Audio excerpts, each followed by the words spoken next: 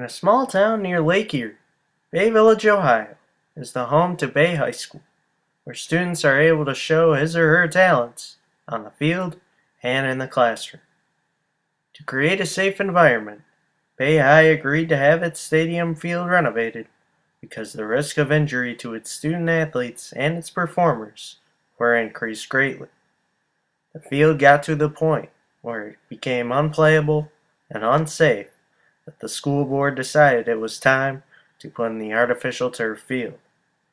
The renovation started in the mere spring of 2007 and took 3 months to complete, just before the start of the new school year. And since 2007, the turf field has held up well in its first 5 years of use, as Principal Jason Martin and Athletic Director Matt Spellman will tell you that the field has been used by its fall athletes with the football and soccer teams, as well as the spring athletes with the baseball and softball teams for practice purposes.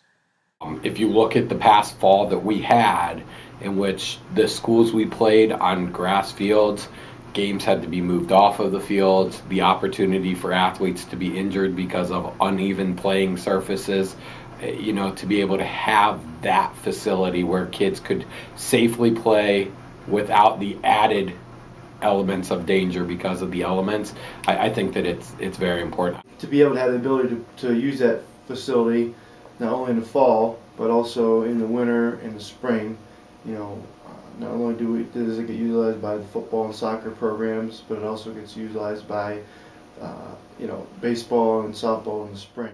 In addition to this past fall, Bay High School agreed to renovate its gymnasium just before the basketball season got underway. They had a project in place to renovate the gym, and to see that process follow through from tearing up the old floor, pulling out the old bleachers, and installing the new floor, new bleachers, it's pretty exciting. According to Martin and Spellman, the main reason the court and the gymnasium itself needed to be renovated was because of the safety. Bay needed to make sure its athletes and its students in physical education class, the custodians, and its fans were all safe. With the gym, that gym had lasted as long as it possibly could.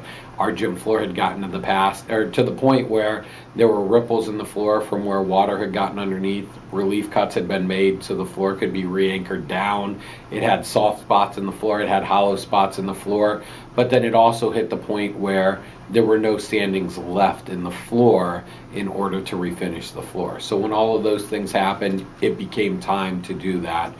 If you're going to have to rip the entire floor out, you've got to take a look at your bleachers.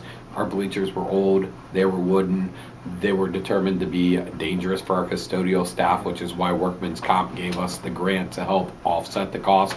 The new bleachers are all motorized, so you no longer have custodians doing the physical work of grabbing and pulling them out and running the risk of injury. So the time was right. When we had companies come in and look at it, basically it was like running on concrete.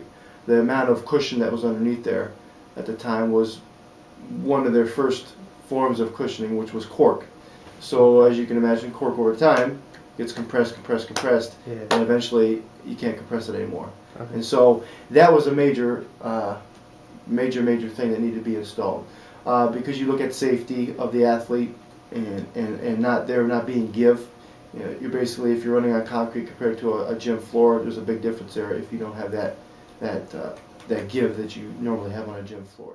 The turf field and the gymnasium are not the only athletic facilities being renovated this year, but also the backfields, which include the varsity baseball and the varsity softball field, as the 3 to 5 year process in which Spellman says will take some time, as they have already started on the secondary baseball and softball fields, along with the practice soccer fields. The board has also set aside money for the improvements of the backfields. The backfields would include the varsity softball field, varsity baseball field, and then the third field, which would be a soccer practice facility and a secondary baseball/softball field. So that process has also been put into place, and the board has agreed to set money aside for that. Recently, this past fall, we started those renovations on the third area that I was speaking about, which would be the practice soccer fields and the secondary baseball / softball field. But with that, we have a 3 to 5 year plan because we can't just completely shut down the entire backfield. We've got to do it in stages so that way we can still utilize the softball field, baseball field while we're renovating the third area. Although the challenges are tough in the making of the renovations, the people who are involved in making them happen, from the school board to the administrative staff and the parents of Bay High School students, their goal is to create a safe and enjoyable environment, and one such as this.